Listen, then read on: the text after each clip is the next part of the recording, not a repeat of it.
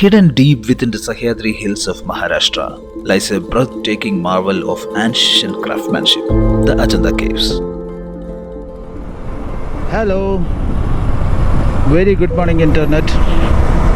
So today is the day 8 of our all India round trip bike tour, and here we are in Aurangabad and we are heading towards the Ajanta Caves. Yesterday it was closed and today it's open, and we plan to start by 7 o'clock because the opening time of Ajanta Caves is 9 in the morning. It's somewhere around 8:30 now, and it's around 90 kilometers from here. I think not 90, 100 kilometers from here to Ajanta Caves. Yesterday we were in Ellora and it was absolutely awesome. The cave 16 was the one which amazed me because of that single monolithic architecture. That was something very, very nice, and it's one of the world's largest one. So Ellora Caves, but towards the end, that I need to submit, like towards the end we were unable to even watch the last few caves as we were totally tired and exhausted. So that's it. That was about Ellora, and almost 27 caves we visited, and the last 7 caves we skipped actually. And today hopefully we can go through all the caves. For sure we have to go and see all these things. Anyway, we covered somewhere around 500 kilometers just to visit this Ajanta and Ellora caves, rather going directly to Vadodara or to Gujarat from Maharashtra. So the sole reason for coming all this distance inside was to visit this UNESCO World Heritage part in India. Okay, this is the Delhi gate, Delhi Darwaza. Oh,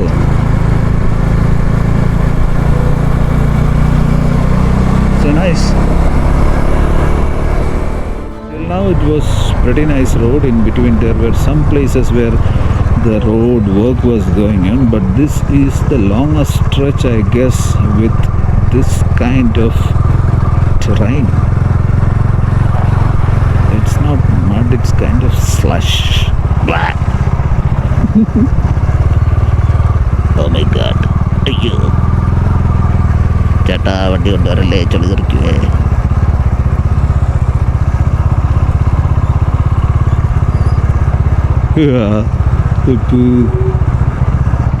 ഇവിടെ എങ്ങാനും മറിഞ്ഞു വീഴണം. സുഗമോ ദേവി പഠിച്ച എണീറ്റ് നമ്മൾ പോയാല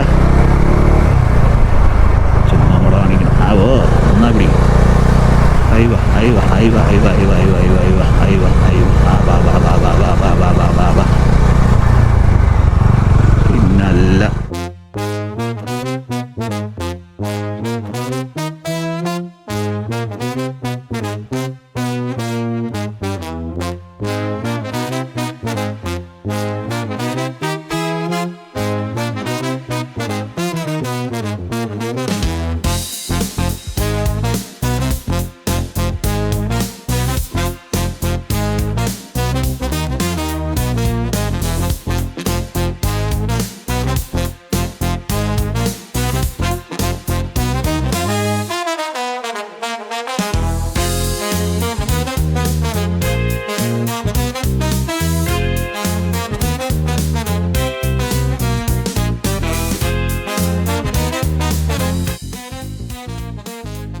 As soon as you enter the Ajanta Caves complex, you are greeted by a peaceful green stretch and the sound of nature all around.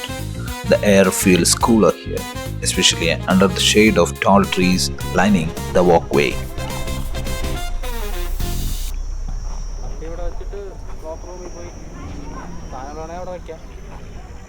ഇവിടെ വെച്ചിരുന്നാൽ കുരങ്ങൻ എടുക്കുമോ?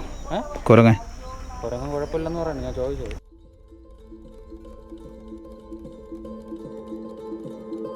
The path to the ticket counter is well paved and easy to follow. Along the way, you will find stalls selling hats, water bottles, and souvenirs. Soon, you will spot the bus ticket counter, where you will need to get your shuttle ticket. Private vehicles aren't allowed beyond this point, so this eco-friendly bus ride is the only way to reach the actual cave site. Let's head there now.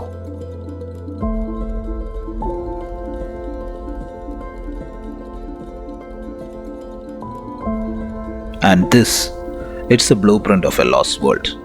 There is a clock room with super quick process, and right next to it is the ticket counter to grab your entry tickets. And if you are into history, hire a local guide. Here is where it gets real. The climb begins. The path winds upward through stone steps shaded by trees, and the view starts to open up.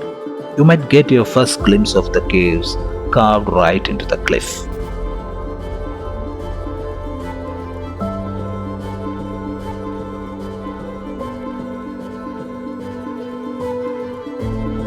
It's not a tough walk, but every step brings a more breathtaking view of the lush valley below. The effort is well rewarded as I finally stand before the great entrance of Cave 1. The centerpiece of Cave 1 is a stunning seated Buddha in the Dhyana Mudra, radiating peace and enlightenment. This cave is actually built in the 5th century. This vihara or monastery actually features richly painted walls and ceilings that depict scenes from the life of the Buddha. घोड़े के ऊपर बैठ के जा रहा है। ये नाग है, युद्धर पंडित राजा होता है, उसके घर गया, नाग कन्या के घर। ये नाग देवता है, नाग कन्या है, तीनों भी राजा को नमस्कार करते हैं। अपने घर मेहमान आते हैं, अपन भी नमस्कार करते ना, ऐसे तीनों नमस्कार कर रहे हैं। नाग कन्या का राजकुमार का दोनों रिश्ता जोड़ते हो। फिर नाग कन्या लेडीज़ क्या करती है, मेकअप करना चाहती है। इस साइड में देखो मेकअप करिए, ये देखो एक हाथ आईने में आईना है, एक हाथ डब्बी में दिखाया गया। इधर का लड़की बोलती है इसका मेकअप करना है।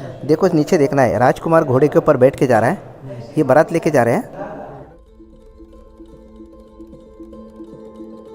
Caves 9 and 10 stand as the oldest voices of Ajanta, carved in the 2nd century BCE. These early Chaitya halls were built for prayer and meditation. Their vaulted ceilings and rows of pillars guiding devotees towards a central stupa, the silent heart of worship. Though the murals have faded with time, they still whisper the stories of Buddha's life, echoes of a faith that shaped centuries to come. Cave 16, known for its sculpted doorways and expansive paintings, marks a turning point in Ajanta's art. It's a masterpiece that bridges Hinayana and Mahayana Buddhism. This cave contains one of the most moving representations of the Mahajanaka tale. It's also believed to have been commissioned by a royal minister of the Vakataka dynasty, showing how closely Buddhism was linked with power and patronage in ancient India.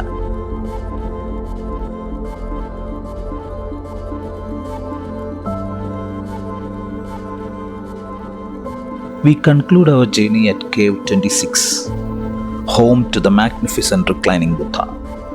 This cave is a monument of devotion carved in time.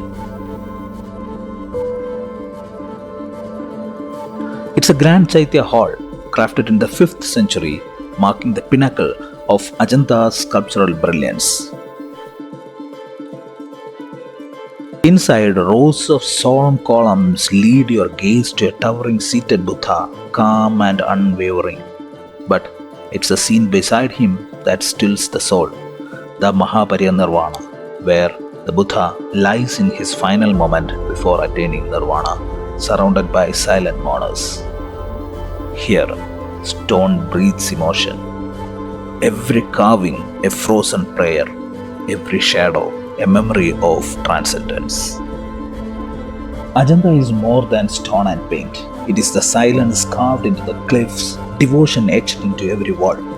From the earliest prayer halls to the majestic monasteries, each cave is a chapter in an ancient spiritual symphony. Here time stands still.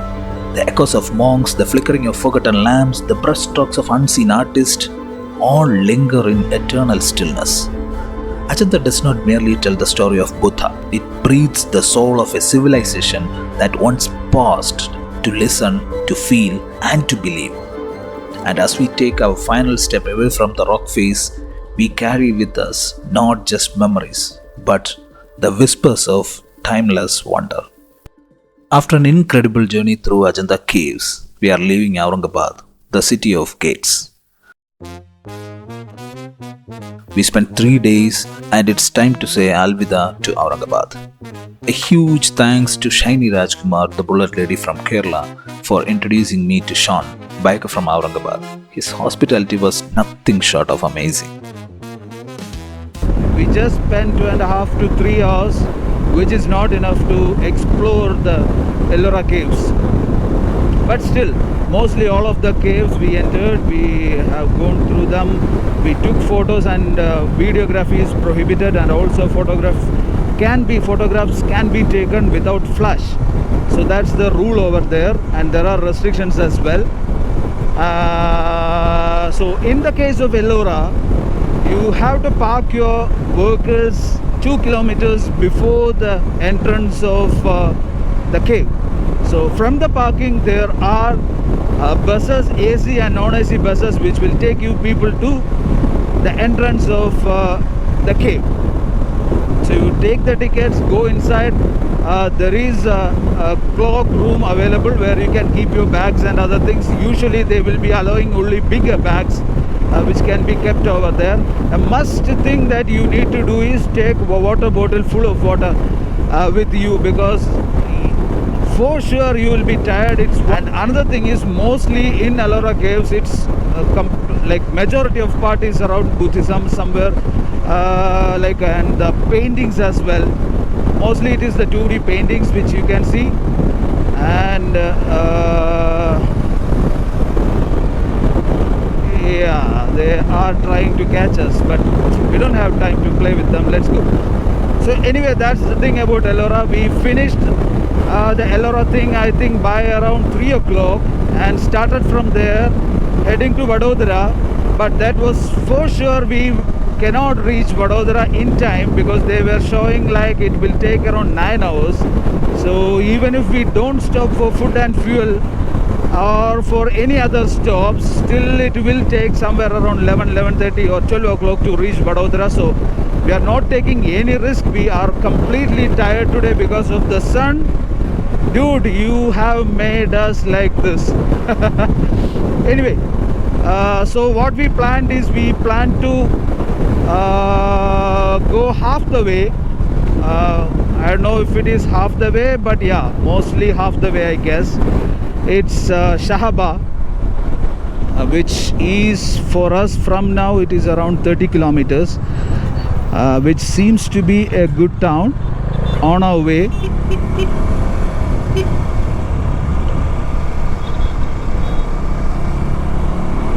Okay, let's go. So it was showing straight for me, and for him it is showing left. Okay, all right, no problem. Yeah, so what our plan is, like, let's go to Shahaba, get a room or something, stay there, and tomorrow morning let's leave to Vadodara. And before Vadodara we have the Statue of Unity, which is around 130 kilometers from where we are looking to stay, the Shahaba. So 130 kilometers maybe we can cover in 2-3 hours in the morning. Not sure, but in the maps it was showing, in Google Map is showing 4 hours of travel. But yeah, even we are keeping it as like 4 hours. 5 o'clock you start or 6 o'clock you start, you reach by 9 or 10 o'clock. Mostly 2 hours of 2 hours is what will be required to visit that place, the statue. Even there it's the same, like you need to park your vehicles outside in the parking area, and from there you need to get the bus towards the statue. So from there we will plan either to Vadodara or to Ahmedabad or somewhere in the route of Gandhidham. Ahmedabad, maybe less chances, but the chance will be more in the route somewhere, in the route of Gandhidham, because the next location for us after the Statue of Unity is the Run of Kutch. So yeah, that's the plan for tomorrow. So it is showing 29 kilometers from here, the Shahaba, which is a city or a town, which is a town in Maharashtra, which shares the borders with Gujarat. So that's the plan. Let's see if we can get some room. There are a lot which is shown in the maps. Let's go and see, check some good places to stay, have a sound sleep and start fresh tomorrow again. And the very bad part about us is we were still unable to get a wash for our bikes. That's a very bad thing in my mind. I feel it like he is taking us everywhere, 2,500 kilometers from the day one till date, till now, and still it's not clean, and we are getting clean every day.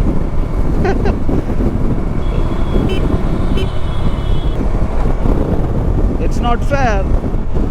Dude, we will find some place for you to take a bath. Don't worry about it. Alright guys, see you at Shahaba. Guys, you know what? The time is 7:30 in the evening. It feels like 5:30 or 6 in the evening, but the time is 7:30.